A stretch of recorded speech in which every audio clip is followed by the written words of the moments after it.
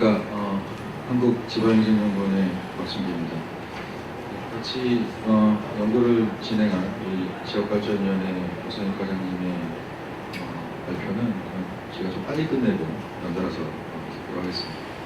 앞서서 우리 유로재단의 레온 키카스 팀장님, 통계청의 민경산 실장님을 발표를 통해서 유럽의 삶의 질 조사 그리고 한국의 삶의 질 조사에 대해서 전반적인 얘기 그리고 실질적인 것까지 저희들이 알 수가 있었습니다. 반면 제가 이 시간에 간략하게 말씀을 드리게 될 것 같은 경우는 우리나라의 삶의 질이라고 할 수가 있겠죠. 하나의 행복에 대한 또는 그런 관련된 주제들이 지금 현재 이슈가 되고 있는데요. 앞에 두 발표에 이어서 우리 지역행복생활권에서의 삶의 질의 격차가 어떻게 되는지 그것을 좀 실질적으로 제시를 해보도록 하겠습니다. 앞에서 말씀해 주신 것과 약간 좀 다른 패턴으로 진행될 것 같습니다. 그래서 왜 이런 것이 시작이 됐고 그리고 무엇이 궁금하고 무엇을 할 것이며 그리고 임경산 실장님께서 제시를 해주셨었지만 실질적인 것에 사용된 지표들, 방법들 그리고 거기에 대한 주요 결과들의 일부분들 그리고 함의를 간략하게 말씀드리도록 하겠습니다.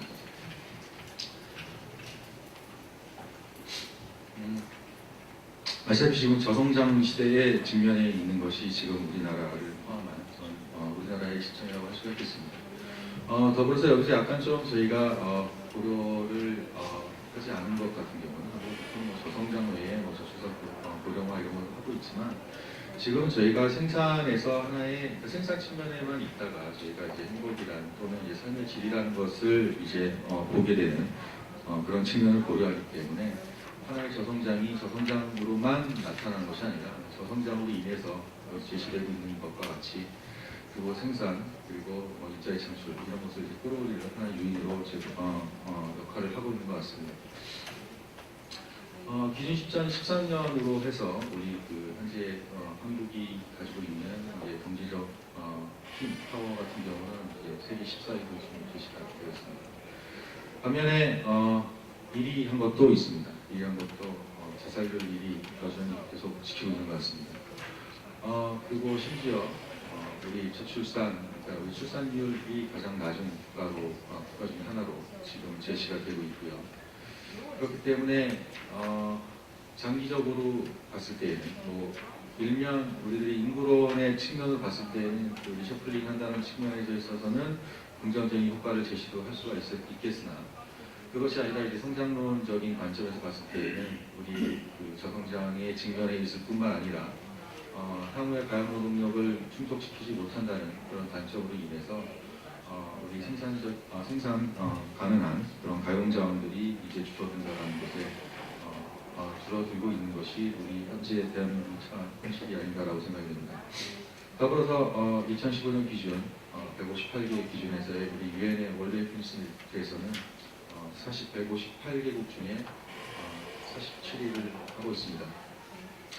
전반적으로 봤을 때는 가지고 계신 핸드아웃에서 이제 이 픽셀이 좀 깨져가지고요. 그러니까 우리 GDP 퍼 캐피타나 그 다음에 여기 소셜 서포트나 지금 여기 라이프 익스펙턴시 같은 경우는 우리 상위에 있었던 그 국가들과 큰 차이가 없지 않나라고 판단이 됩니다. 특히 우리 고령화에 또 직면한 것이 우리 대한민국이기 때문에 라이프 익스펙턴시 같은 경우는 조금 더 분포가 넓게 조성이 되어 있다고 말씀을 드릴 수가 있겠습니다. 반면 우리 제너러시티 같은 경우나 우리 쪽에서 우리 어떻게 보면 부패에 대한 어느 정도 인지 정도 그리고 여기 우리가 삶을 설득할 수 있는 그런 선택권 같은 경우 그런 것 같은 경우는 비교를 해봤을 때 앞의 세계보다 뒤에 있는 세계가 훨씬 더 폭이 좁지 않나라고 이제 제시를 할 수가 있겠습니다. 사실 이렇게 관점에 따라 여러 가지 좀 차이가 있지 않나라고 생각이 듭니다. 즉 이제 성장의 관점을 볼 것이냐 아니면 삶의 질의 관점을 볼 것이냐 하는 것에 있어서는 다양한 각도에서 말씀을 드릴 수 있지 않나라고 판단합니다.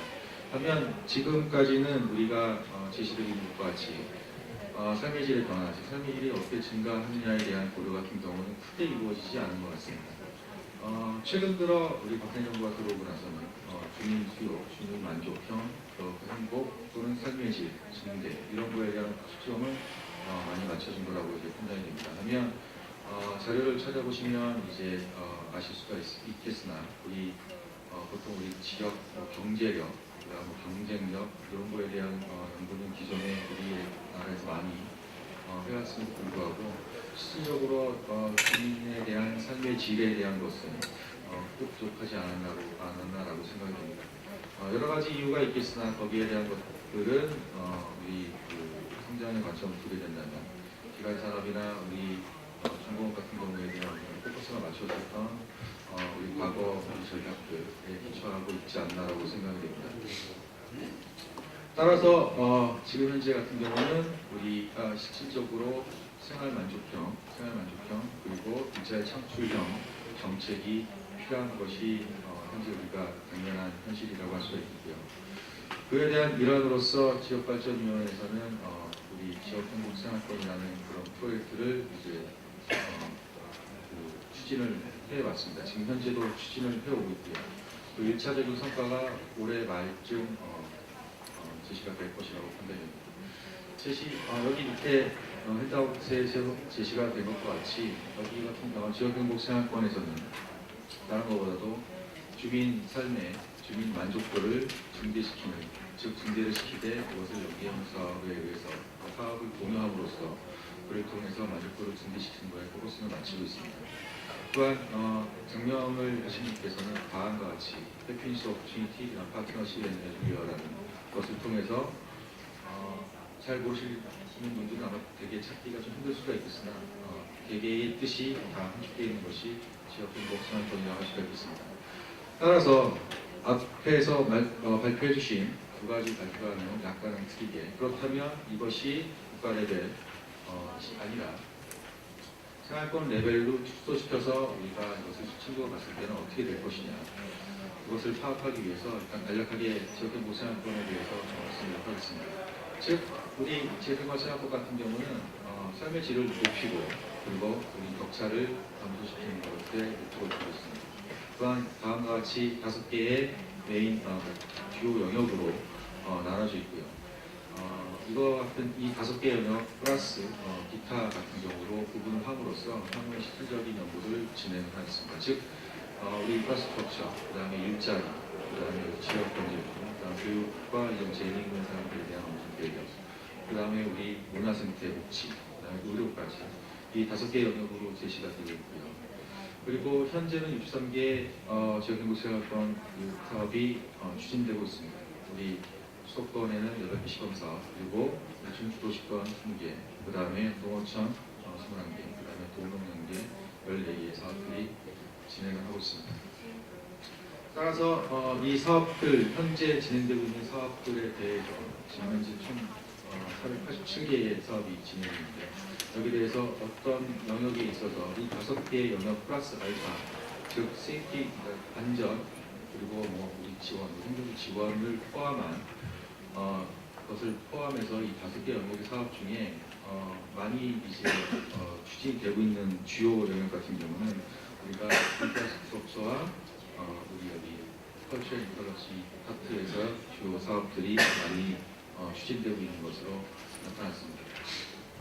다음과 같은 우리 지역행복생활권 사업 같은 경우는 전통적으로 우리 경북의 시티즌 팔러시, 그리고 더불어서 MMA, 그리고 우리 블루 세션에서 제시가 될 것이라고 제시가 되고 있지만 우리 LEP, 그리고 일본의 정자권의 어느 정도 유사성, 그리고 그를 참조함으로써 조금 더 개량된 사업으로 발전을 시켰습니다.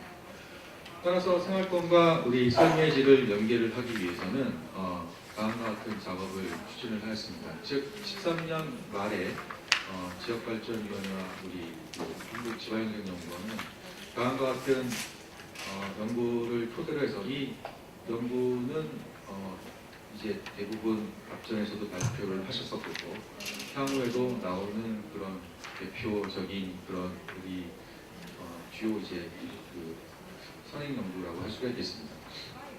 따라서 2013년에 이런 지표 관련 연구에서 늘상 나타나는 거지만 과연 이 지표를 왜 선택했느냐 이런 것을 어느 정도 지적을 받기 때문에 기존에 있었던 이를 포함한 과거의 연구들을 토대로 함으로써 교집합을 추출을 하였습니다. 따라서 2013년에 지표에 대한 설계를 하게 되고 2014년에 또 지역발전위원회와 우리 한국지방행정연구원은 시범조사를 실시를 하였습니다. 따라서 그를 토대로 해서 하게 된 것이 다음과 같은 지표를 배경으로 실시범조사 들어가게 된 거고요. 그 지표들을 생활권으로 고려를 하였을 때 과연 생활권 사업이 효과적이냐 또 우리가 제시를 하고 있는 지역행복 생활권의 기본 목표 격차를 완화시키고 삶의 질을 증대시키는 그 중에 하나인 격차를 완화시켰느냐라는 것을 파악하기 위해서 다음과 같이 문제점을 제시를 하였습니다. 따라서 이를 위해서는 첫째 우리 삶의 질에 대한 그 변화 정도를 파악하기 위해서 지표를 설정하고 그리고 이는 다시 우리나라의 지역 기초 단위인 시범그룹 조사 설정을 함으로써 이를 다시 지역 생활권으로 컨버팅을 시키고 실제 서베이를 수행을 하였습니다. 그리고 이 지역 행복 생활권이 시행되기 전과 후에 어느 정도 만족도가 변화되는지 거기에 대한 격차 비교를 하였습니다.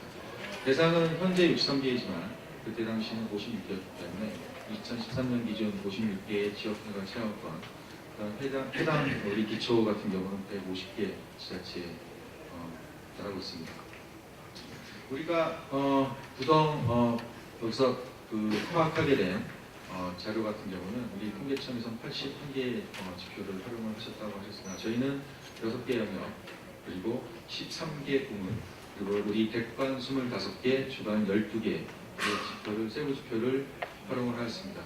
우리 발전계획상의 5대 부분 그리고 거기에 활력, 안전, 공동체라는 현재 이슈가 되고 있는 그런 상황들을 고려를 함으로써 지역에서의 삶의 질이 어떻게 되는지를 다음과 같이 파악을 했습니다. 중요한 것은 우리가 주관적인 것은 어떻게 변화가 되고 있는지 그리고 객관적인 것은 어떻게 변화가 되고 있는지 이것을 동시에 고려하는 것으로 설계를 하였습니다. 따라서 이 조사가 된 결과를 가지고 이 자리에서는 다음과 같이 간단한 두 가지를 시행을 하였습니다. 첫째, 객관적인 것과 주관적인 지표에 의해서 과연 나타난 그 삶의 질이 그 생활권 전후 그리고 생활권 유형별로는 어떻게 차이가 있느냐라는 것을 비교를 하기 위해서 우리가 흔히 사용을 하고 있는 간단한 지니 인덱스를 적용을 하였습니다. 하면 지니 인덱스를 씀에 있어서도 간혹 이제 우리 여러 가지 격차를 분석하는 방법이 있으나 그 중에서 대표적으로 진위를 쓰지만 그럼에도 불구하고 간혹 이제 그쪽에 대해서 코멘트를 받게 되는 경우가 있는 것 같습니다. 그런 경우는 우리가 흔히 조금 더 개선된 방안을 활용하는 것이 조금 더 좋지 않겠느냐. 그래서 실질적으로 개선된 방안을 적용한 것을 제시를 하였습니다. 하면 원래 사실 요 밑에 이렇게 수식이 와야 되는 것이 우리 통상적인 저희 발표했을 때 포맷팅인가라고 생각이 됩니다. 하면 이쪽에서는 약간 좀 복잡하기 때문에 일단 제외를 하고 진위를 조금 더 개선해서 진위를 지역 내와 지역 단으로 구분을 함으로써 우리 디컴포징을 시키게 되는 거죠. 그것을 생활권별로 하는 것을 또 다른 방안으로 제시를 했습니다. 그러면 여기에 대한 결과물은 우리 맨 마지막 함의에서만 간단히 제시를 하도록 하겠습니다. 왜냐하면 생활권별로 디컴포징을 했을 때의 결과물이 좀 많이 꽉 찹니다. 그러니까 숫자만 계속 나열을 해야 되기 때문에 그건 좀 제가 하도록 하겠습니다. 그럼에도 불구하고 숫자가 나오니까 좀 그런 것 같습니다. 자, 첫째, 여기서 간략하게 보고도가 될 거는 두 가지입니다. 첫 번째, 생활권 유형, 중주도시권, 그 다음 공공연계, 그 다음 농어촌 생활권에 있어서의 객관적인, 그 다음 주관적인, 그 다음에 에그리게이트 했을 때의 그런 만족도에 대한 차이를 제시를 하고 있습니다. 하나하나 좀 뜯어봐야 되지 않나라고 생각이 됩니다. 반면 그럼에도 불구하고 여기서 제가 시간이 제한되어 있기 때문에 간략하게 말씀드릴 수 있는 건 두 가지라고 할 수가 있습니다. 또다시 두 가지인데요. 첫 번째, 순방향이라는 것이 있고요. 두 번째, 역방향이라는 게 있습니다. 즉, 우리가 우리 하우징 같은 경우는 예를 들게 된다면 하우징에 대한 객관적인 상태, 주관적인 상태를 비교를 해봤을 때에는 하우징의 만족도 같은 경우가 우리 농어촌에 있을 때보다 현저하게 낮은 걸로 나타났습니다. 그러면 주관적인 것을 비교를 했을 때에는 하우징이 그러니까 우리 중수도시권에 있는 우리 주택에 대한 만족도 같은 경우가 좀 거꾸로 역으로 더 높게 나왔습니다. 그리고 이에 해당하는 것 같은 경우는 이제 우리 환경 같은 경우도 역시 객관적인 것에서는 중추가 농어촌보다 더 높게 나타났으나 주관적인 것에서는 역으로 나타난 역의 관계. 반면 우리 에듀케이션 같은 경우, 교육 같은 경우에서는 우리 객관적인 것과 주관적인 있어서의 관계가 다 중수도시권으로 쏠려 있는 것으로 나타났을 뿐만 아니라 인컴 같은 경우도 역시 유사한 형태로 제시가 되었습니다. 따라서 우리 지역행복 생활권에서 가지고 있는 5대 분야 플러스 기타에 대한 것을 토대로 해서 그리고 우리 설문조사, 그러니까 주관적인 설문조사 그리고 객관적인 정량조사를 반영을 한 전체 만족도는 다음과 같이 우리 에버러지 퀄리티 오브 라이프로 제시를 할 수가 있겠습니다. 따라서 이를 토대로 부문별로 쪼개서 제시한 게 다음부터 보시는 그래프라고 할 수가 있겠습니다. 여기서도 유사하게 이 앞전에도 제시가 됐었던 우리 첫 번째 이 표에서 인프라스트럭처랑 우리 유저 이코노미 유저 이코노미 플러스 인프로먼트 이쪽에서도 우리 역관계와 순관계가 제시가 되어 있으나 그 나머지도 역관계와 순관계가 제시가 되어 있습니다. 따라서 이를 한눈으로 좀 보기 위해서 다음과 같이 제시를 하면 첫째 이제 객관적인 그러니까 지역행복 생활권의 삶의 질에 대한 객관적인 측면입니다.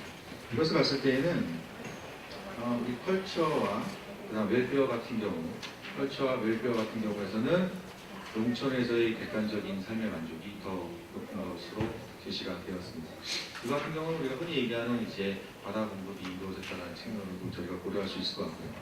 그리고 그러니까 우리 활력과 그다음에 커뮤니티 같은 경우에서의 객관적인 것은 우리가 생각하는 약간 틀리게 우리 중추도시권에 있어서의 삶의 질 만족도가 더 높은 것으로 제시가 되었습니다. 그러면 이것은 객관적인 측면이기 때문에 주관적인 것을 다시 한번 고려를 해본다면 그래프를 두 개를 겹쳐보면 더 재밌을 것이라고 판단이 되나 그것은 다음 여기 슬라이드에서 보시는 걸로 하고요. 이것을 토대로 해서 봤을 때에는 주관적인 측면 같은 경우는 에듀케이션에서만 우리 중수도시권의 만족도가 높은 것으로 나타났고 그 다음에 우리가 환경 그리고 이컬러지 그리고 커뮤니티 같은 경우에서의 농촌에서의 주관적인 것이 더 높게 나왔습니다. 이게 그래프가 막 섞여 있고 왔다 갔다 하기 때문에 헷갈리기 때문에 이것을 다시 대비한 결과물을 보시게 된다면 농촌에서는 환경, 그 다음에 우리 생태 복지, 그 다음에 커뮤니티에 있어서의 전반적인 삶의 질이 다른 생활권에 있어서보다 훨씬 더 높은 것으로 제시가 되어 있습니다. 반면 중추도시권에서는 여러 가지를 다 고려를 할 수가 있겠으나 우리가 다른 유형들과 비교를 해봤을 때에는 교육과 의료 부분에 있어서의 만족도가 높은 것으로 제시가 되었습니다. 따라서 이것을 우리가 보게 되는 것 같은 경우는 역으로 보는 것이 좋을 것 같습니다. 즉 중추도시권 같은 경우는 교육과 의료에 있어서의 어느 정도 공급 그리고 이에 대한 만족도 같은 경우가 충족이 되어 있기 때문에 여기에는 이에 반하는 사업들이 주로 이루어져야 될 것이라고 저는 개인적으로 말씀드릴 수 있을 것 같고요. 그리고 우리 도농경계나 우리 농어촌에 대한 사업 같은 경우도 다음과 같이 예를 들어서 우리 생태, 그 다음에 복지 이쪽에 대한 사업이 많은데 추가적인 다음과 같이 복지 산업이 들어오게 된다면 그거 같은 경우 사실 우리가 어느 정도 타당성을 따지기 전에도 근본적인 여기 그 기준점에 좀 초과하는 부가적인 사업이 되는 것이기 때문에 여기에 대해서는 다시 한번 판단하시는 것도 좀 우리가 그 중간에 검토하는 입장에서 조금 더 필요하지 않나라고 판단이 됩니다. 따라서 유형 간의 그러니까 지역행복 생활권 세 개 유형 간의 이 구분별 비교를 떠나서 다시 지역행복 생활권을 어느 정도 이루어냈느냐, 즉 지역행복 생활권의 전과 후에 있어서의 지역들 간의 격차를 부문들로 비교를 해봤습니다. 아마 가지고 계신 핸드아웃이 있기 때문에 제가 간략하게 공통적인 요인들만 제시를 하도록 하겠습니다. 즉 객관적인 요인 같은 경우는 지역행복 생활권을 추진을 함으로써 지역 간의 격차가 현저히 감소하는 것으로 제시가 되었습니다. 즉 시설적인 총량, 그 다음에 총량 개념으로서의 에그리게이션을 적용을 하였기 때문에 진위 개선은 감소한 것으로 나타났습니다. 반면 그럼에도 불구하고 똑같은 맥락이라면 주관적인 입장 같은 경우도 감소를 하여야 되나, 주관적인 것 같은 경우는 진위 값, 즉 우리 격차가 생활권 전보다 후에 조금 더 증대한 것으로 나타났습니다. 이에 대한 것은 향후에 함의 부분에서 말씀드리고, 조금 더 정책 추진에 대한 것은 우리 구성이 과장께서 말씀을 해주시겠지만, 다시 한번 말씀을 드린다면 인프라, 그러니까 즉 하드 측면과 이 소프트 측면이 있는데 거기에 대한 반영을 추가적으로 고려하는 것, 거기에 대한 것이 하나의 공통적인 요인이라고 말씀을 드릴 수가 있겠습니다. 따라서 6개 분야로 나눠지기 때문에 다음과 같이 똑같이 모든 정량에 대해서는 감소를 하나, 즉 우리 정정, 즉 주관적인 만족도에 대해서는 생활권 구성 후에 조금 더 증대되는 것으로 제시가 되었습니다. 따라서 이를 토대로 다음과 같이 생활권 분야별로 격차를 다시 한번 쪼개보았습니다. 즉 생활권을 구성하기 전과 구성 후에 어떤 차이가 있겠느냐, 즉 구성 후에 생활권의 생활권 유형, 그러니까 세 가지 유형이 있는데 구성 후에 이게 격차가 더 올라가게 된다면 여기에 대해서는 우리가 조금 더 좀 깊은 고려를 좀 취해야 되지 않느냐라고 여기서는 제시를 하였습니다. 따라서 우리가 가지고 있는 발전계획상의 5대 분야, 그리고 그 나머지의 활력, 그 다음에 공동체에 대한 그런 부가적인 것을 고려를 함으로써 다음과 같이 격차 비교를 하였습니다. 그 결과 유일하게 제시가 되어 있는 것은 우리 인프라스트럭처 같은 경우에서 우리 쓰레기 배출량 같은 경우, 즉 환경에 대해서의 환경 만족도에 대해서는 우리 중시도시권에 있어서의 격차가 증가되는 것으로 나타났습니다. 반면 물론 다른 파트에서도 우리 격차가 올라가는 것도 제시가 되어 있으나 여기서도 동일하게 우리 총량적인 개념에서의 객관적인 지표 같은 경우는 감소하지만 그렇지 않고 우리 주관적인 시민대상 만족도 같은 결과는 증대되는 것으로 모든 영역에서 제시가 되었습니다. 특히 우리 교육 같은 경우를 보시더라도 교육에 대한 격차는 우리 생활권을 구성함으로써 모든 유형에 있어서 각각 다 감소하는 것으로 제시가 되어 있습니다. 하지만 정성적인 분야는 그렇지 않은 것으로 제시가 되었습니다. 즉 우리가 생활권의 하나의 그런 영역 중에, 즉 우리가 하게 되는 분야 중에 우리가 교육 쪽에 있으면 그것을 이용해야 되는데 이제 접근성에 대한 그런 고려가 이것은 좀 제외가 되어 있기 때문에 다음과 같은 결과가 나타나지 않는다라고 판단이 됩니다. 또한 우리 복지와 의료 파트에서도 역시 동일한 결과가 제시가 되었습니다. 따라서 이를 하나하나 뜯어보게 된다면 생활권 유형별로 우리 그 세 가지를 묶었을 때 어떻게 진행이 되는 것인지, 그리고 어떻게 진행이 되었는지 라는 것을 수량적으로 제시를 함으로써 한눈에 생활권 사업이 어떻게 진행이 되어 있는지를 좀 파악을 할 수가 있었습니다. 그래서 간략하게 제가 이제 소진을 하고 이제 우리 고성이 지역가정 연구센터장한테 발표를 넘기도록 하겠습니다. 즉 일반적으로 지역행복생활권이 그 사업이 추진이 되는것으로 어느 정도 우리 일정 부분에 대한 그런 영역을 공유를 함으로써 지역에 대한 격차는 감소되는 그런 성과를 거뒀다고 우리 실증 분석 결과 제시를 할 수가 있었습니다. 반면 우리가 말씀드렸다시피 객관적인 것은 감소하되 주관적인 것은 증가한 것으로 나타났습니다. 따라서 우리는 다음과 같이 하드웨어에 몰입한 그런 지역행복 생활권이 아닌 그거에 부가적으로 주민에 대한 만족도, 즉 이너 세티피케이션을 고려한 지역행복 생활권 정책을 추가적으로 더 고려해야 되는 것으로 제시가 되었습니다. 따라서 이거 같은 경우는 가장 크게 연결할 수 있는 게 주관적인 것에 대한 반응을 우리 동태적으로 이쪽에 연계를 시키는 것이 필요하지 않나라고 생각됩니다. 즉 우리가 보통 사업을 진행하게 되면 이렇구나 이렇게 하고 끝나게 되는데 다음과 같이 나타난 결과를 반영을 함으로써 사업의 대도 수정을 하는 것이 필요하지 않나라고 생각합니다.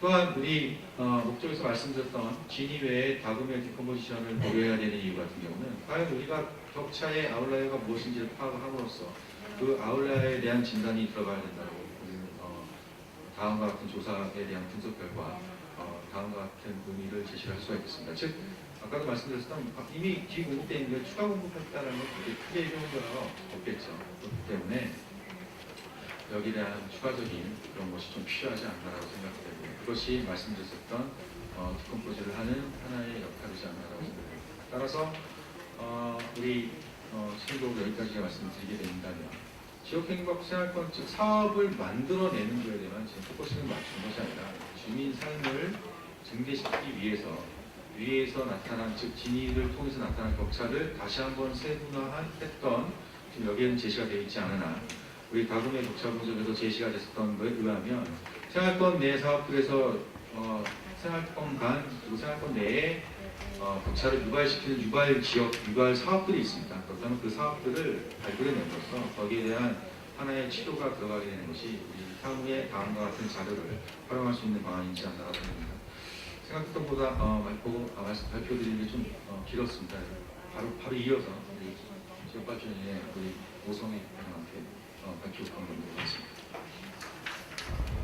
이번 오전 세션의 1-3 주제 발표가 이것은 지역발전위원회가 강조하고 있는 두 가지 목표 이것을 활용한 세션이라고 할 수 있습니다. 하나는 바텀업, 두 번째는 연계협력인데 박순규 박사님과 저는 스피치 메이커로서 제가 질적 분석에 좀 강하다면 박순규 박사님 양적 분석, 제가 정책 분야에 강하다면 박순규 박사님 연구 분야에 강하신 분 비교 우위의 바탕에서 둘이 이번 발표를 하게 됐습니다.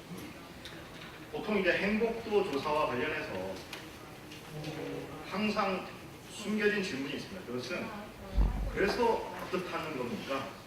그러니까 행복도 조사를 했습니다. 짧게 말해서 정책으로 반영되었냐 여부인데 이에 관련해서 작년에 정책 용역을 하면서 변미리 박사님께 그런 걸 한번 부탁드린 적이 있습니다. 그런 행복도 조사, 세계적인 행복도 조사들이 어떻게 정책에 반영됐었는지 좀 찾아봐주고 싶다고 했는데 잘 찾아지지 않았던 쉽게 찾기가 어려웠던 것 같습니다. 그래서 그런지 한번 저도 나름대로 찾아봤는데 그런 경우가 있고 그렇지 않은 경우가 있습니다. 그런 경우를 두 가지를 말씀드리면서는 오늘 토론자로 나오신 김상훈 교수님께서 경제 행복 지수에 대해서 연구하신 적이 있습니다. 경제 오스버그와 샤프의 연구 방식을 활용해서 한국의 경제 행복 지수를 연구한 적이 있는데 그때 결론은 경제 성장만 중요시할 게 아니라 교육, 의료, 일자리 등 이런 복지 분야도 신경을 써야 한다. 이게 2012년의 연구입니다. 그것이 지역발전위원회의 정책에 그대로 반영됐습니다. 정책에 반영된 사례 하나고요. 또 하나 이제 변미리 박사님 같은 경우에는 문화에 대한 투자도 행복을 올릴 수 있다. 이런 연구를 발표하신 적이 연구 결과를 발표하신 적이 있는데 이와 관련해서는 소속된 서울시만이 아니라 중앙정부도 최근에 경기부양을 위한 추가 경정 예산 편성 시에 문화 바우처의 일종인 문화 누리 카드를 대폭 추가적인 예산을 반영한 사례가 있습니다. 이 두 가지 사례는 문화 행복도 조사가 정책에 반영됐던 사례라고 한다면 그렇지 못했던 안타까운 사례는 신재현 박사님께서 지역 간 기능적 연계에 대해서 연구하신 적이 있는데 당장 지금 소속되어 계신 농촌경제연구원이 나주시로 이전해 있지만 나주시와 그 인근의 광주시 간에 교통연계가 제대로 되고 있지 않습니다. 그러니까 지금 삶의 질 정책연구센터의 조사연구팀장을 맡으셨는데 아마 그것을 해결하시면 정책에 반영된 사례가 될 것이고 안 되면 정책에 반영되지 못한 사례가 될 것입니다. 제가 이렇게 일종의 선행연구를 말씀드리는 이유는 뭐냐면 그럼 이 연구는 정책에 반영됐을까에 대해서 말씀드립니다. 답은 예스입니다. 이게 우리 레온 치카스 선생님께서 말씀하셨는데 지역 정책은 전략적 투자 정책이다. 경제 성장과 삶의 질, 그리고 낙후 지역 지원을 통해서 국민 통합을 강화하는 것을 목적으로 한다라고 말씀하셨습니다. 그 내용이 저희 내용에 또 간접적으로 반영되었던 것 같습니다. 이번에 2014년의 연구는 저희 지역 정책 전반에 바로 적용되었던 사례라고 볼 수 있는데요. 그것을 저희 지역발전위원회가 주도적으로 추진하고 있는 사업 두 가지 사업을 갖고 설명을 드리겠습니다. 우선은 삶의 질 관련한 요소별 분석에서 우선은 저희가 추진하고 있는 선도 사업, 통역분께서는 이거를 Hope Living Cooperation Project라고 번역하십시오. 선도 사업의 경우에는 저희가 5대 중점 분야를 갖고 있습니다. 민비 해소, 안전의료, 교육, 생활인프라, 일자리 창출 이런 5가지 분야를 갖고 있는데 연구한 결과와 관련해서 반영된 사례를 말씀드리면 의료와 관련해서는 객관적인 지표가 중추부식권은 상대 도농력 좀 높지만 도농과 농어촌 생활권에서는 객관적 지표가 낮게 나왔습니다. 이와 관련해서는 저희 선도 사업에서 광주, 목포, 강원도의 사례인데 원격 협진 텔레컨퍼런스 시스템을 통해서 도시 지역의 고품질의 의료 서비스가 주변 배후 지역으로 공급될 수 있도록 하는 사업을 저희가 추진하고 있습니다. 이 이외에도 저희 옆외과에서는 지역 의료 인력 양성 프로그램을 이제 서서히 시범 사업을 추진하고 있는데 이건 일종의 의료 서비스 공급의 증가 측면이라고 할 수 있겠습니다. 그리고 이제 생활 인프라와 관련해서는 농촌 지역의 생활 인프라가 공급을 많이 해야 한다는 게 정책적 임플리케이션이라고 할 수 있는데 저희 같은 경우에는 전라 북부의 진안군과 장수군이 서로 경계 지역에 상수도가 제대로 공급되지 못하고 있는 것을 저희 사업을 통해서 저비용으로 그쪽 경계 지역에 있는 주민들께 깨끗한 수돗물을 공급할 수 있도록 하였습니다. 그 교육과 관련해서는 설명이 있었습니다만 농어촌 지역이 상대적으로 취약하다고 했습니다. 이와 관련해서는 충북 지역의 보은, 영동, 옥천 이쪽에서는 멘토링 시스템을 사업으로 추진하고요. 그 지역에 있는 학생들이 스타급 강사들 직접 만나서 삶의 목표, 공부의 목표 등을 일깨울 수 있는 그런 기회를 갖게 했고 곡성군 같은 경우에는 전라남도 곡성 같은 경우에는 시범적으로 그 농촌 지역에 없는 일자리 체험관 이거를 만들었습니다. 지역이가 주도적으로 추진하는 사업이 두 가지가 있는데 하나가 선도사업, 호프 리빙 코퍼레이션 프로젝트고 두 번째는 세트 사업이라고 통역분께서는 이거를 호프 헤비타트 프로젝트라고 우선 번역해 주셨습니다. 이 세트 사업의 경우에는 저희가 취약 지역의 생활 여건, 주거 여건을 개선해 주는 프로젝트입니다. 농어촌 낙후마을과 도시의 쪽방촌 이게 금년부터 이 사업이 시작되는데 85개 지역에 저희가 사업을 시작했습니다. 이 사업이 시기적으로 적절했던 게 최근에 OECD의 지역별 웰빙 조사에서 한국은 34개국 중에 25위 하위권에 있었어요. 주거 행복도가 하위권에 있었는데 이와 관련해서 적절한 타이밍에 지역발전위가 사업을 추진하고 있는 것입니다. 근데 이제 생활권 유형별로 약간 다른 내용이 있었고 그거는 이 셋들 사업의 세부 내용에서 다르기 파인 튜닝이 있었습니다. 예를 들면 중추 도시권, 도시 지역의 경우에는 주거 여건이 객관적인 지표가 취약하다고 했습니다. 객관적인 요소는 쉽게 말해서 방의 사이즈가 너무 작다는 겁니다. 그러면 그걸 어떻게 늘릴 수 있을 것이냐? 지역발전위원회는 도시 지역과 같은 경우에는 공동 화장실, 공동 빨래방 등 어떤 공동의 생활 공간을 별도로 밖으로 빼내서 집을 좀 더 실질적인 주거 면적을 늘릴 수 있도록 하고 있고요. 이제 농어촌 지역의 경우에는 객관적 지표는 도시 지역에 상대적으로 높지만 주거 만족도는 상대적으로 낮은 편입니다. 그리고 이거와 관련해서는 결국 농촌은 땅이 그 땅값이 비싸지 않으니까 집은 넓게 지을 수 있지만 그분들이 그렇게 윤택하게 살고 있다고 볼 수 없고 집의 어떤 품질이 그렇게 높은 편이 아닙니다. 그래서 저희가 여러 가지 사업들, 예를 들면은 지붕에 성면 성분이 있는 슬레이트 지붕을 개선해주는 이런 쪽으로 포인트를 잡고 추진하고 있습니다. 여기까지 이 연구의 두 파트가 하나가 삶의 질 부분이었습니다. 그 두 번째 파트는 격차 해소의 문제였는데 이 부분과 관련해서는 내용이 광역시 쪽이 상대적으로 삶의 질이 우위에 있다. 그러므로 만약 낙후 지역에 대한 고려가 있다면 낙후 지역에 대한 투자를 전략적으로 강화해야 한다. 이런 내용입니다. 이거와 관련해서는 저희 선도 사업 같은 경우에는 2015년에 42개의 사업을 선정했는데 그 중에 8개 정도만 광역시에 배분됐고 나머지 34개의 사업은 일반 시군, 낙후 지역에 배분됐습니다. 지금까지 이번 연구가 정책 적용에 그대로 반영되었던 사례를 설명드렸는데요. 이것은 2014년의 케이스만으로 끝나지는 않을 겁니다. 2015년 저희가 최근에도 우리 정책연구팀의 송우경 박사님을 비롯해서 정책연구팀 위원들이 스티어링하고 지방행정연구원이 다시 한번 전국의 행복도를 조사한 바가 있습니다. 그 내용은 예를 들면 도시 같은 경우에는 생활 인프라, 교통이 만족도가 높은 반면에 경제와 산업 부분은 만족도가 낮다.